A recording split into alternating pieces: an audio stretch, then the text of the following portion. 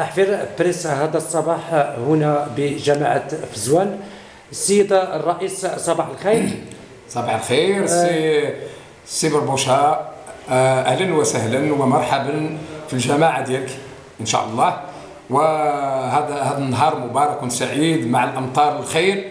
نرحب بك سي بربوشة. شكرا السيد الرئيس. السيد الرئيس، حنا جيناك هذا الصباح باش في اطار عملنا الاعلامي باش نعطيوك الحق ديال الرد على التجار ديال الحلزون اللي راهم يشنوا بعض الاضرابات حول بعض المطالب ديالهم اللي هما كيقول لك اودي راه التغيير ديالنا ماشي في مكانه، وبعض الخروقات اللي تكلموا عليها بغيناك توضح لنا هذه المشاكل في ظرف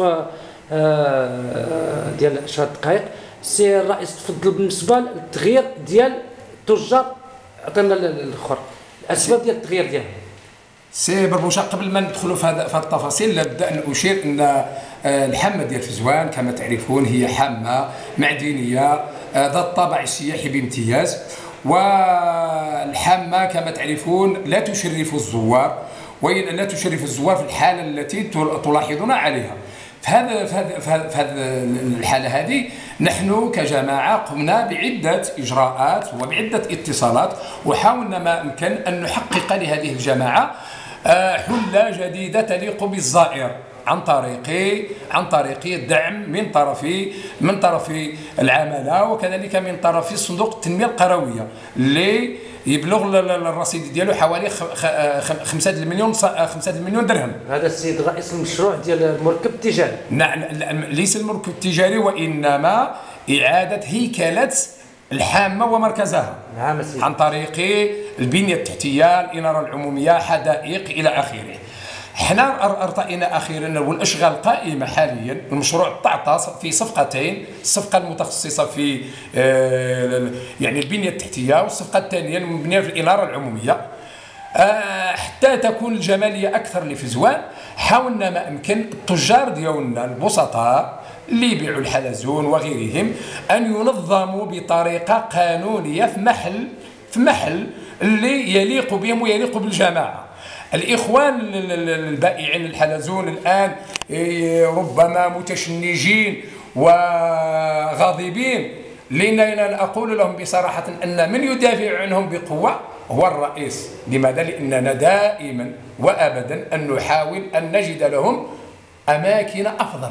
الدليل القاطع في الأسبوع الأخير قمنا بزيارة السيد العامل في هذا الموضوع، دينا له المشروع بقوة، ووافقنا على اساس اننا سنخرج هذا المشروع الى حيز الوجود قريبا. هذا الاخوان ديال الحلزون اللي خصهم هما اللي يعاونونا.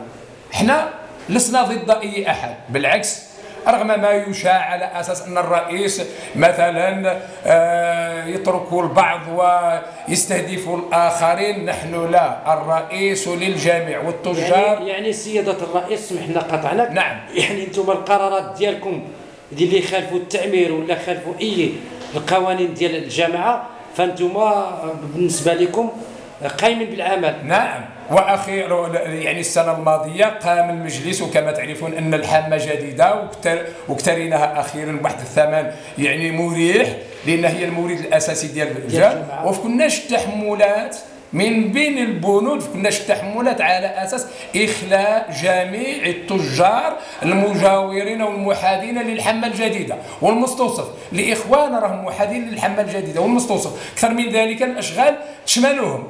نحن ما قمناش باش ازالتهم غير هكذا اعتباطيا، وانما الاشغال يعني المساحه المخصصه لهم تشغلهم الاشغال. حنا خصهم يعاونونا، هؤلاء يساعدونا باش يكون الجماليه اكثر. نعم.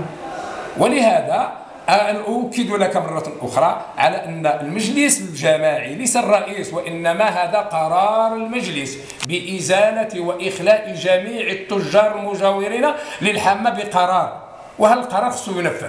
نحن الآن نطلب من السلطة المحلية على أساس أنها تنفذ القرار.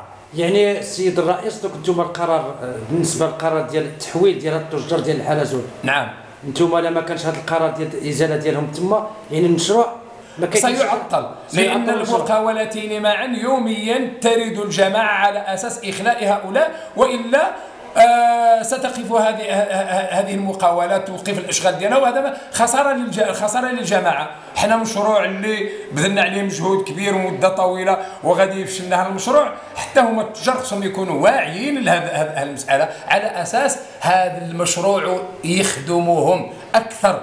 لان بالنسبه للسيد الرئيس سمح لنا، بالنسبه للمكان اللي بغيتوهم تحولوا فيهم، يعني واش مكان مناسب ولا يقدروا يسيروا فيه التجاره ديالهم كما ينبغي، ولا كما يسايرون تجارتهم بنظام وانتظام؟ لماذا؟ لان هؤلاء التجار سيجتمعون كلهم، هاد التجار اللي بدون استثناء كل التجار الذين يشغلون الملك العام اللي ديال الجماعه سيتحولون الى موضع، وقامت المصلحه التقنيه مع الشرطه الاداريه يعني إقامة محلاتهم حسب ما هو موجود في كل التحملات، وكل واحد يدي المكان ديالو، وكل واحد راه في الفصاد، ريثما نخرج المشروع التجاري اللي رانا ان شاء الله انا بادئين فيه المجهود الى حيزوج. يعني نهار ان شاء الله يوجد السيد الرئيس المشروع التجاري ان شاء الله نهار يكون كامل، فهما من الاولين اللي غادي يستافدوا بالمشروع. يعني ان هذا المشروع بني على أساس إحصاء مسبق من طرف الجميع الذين يزاولون التجارة في فزوان يستفيدون من هذا المشروع بدون استثناء. سيد الرئيس آخر كلمة. نعم. نشكرك بعد على هذا التدخل. آخر كلمة لا بالنسبة للموقع ولا بالنسبة للجامعة ديال فزوان والاستحقاقات القادمة.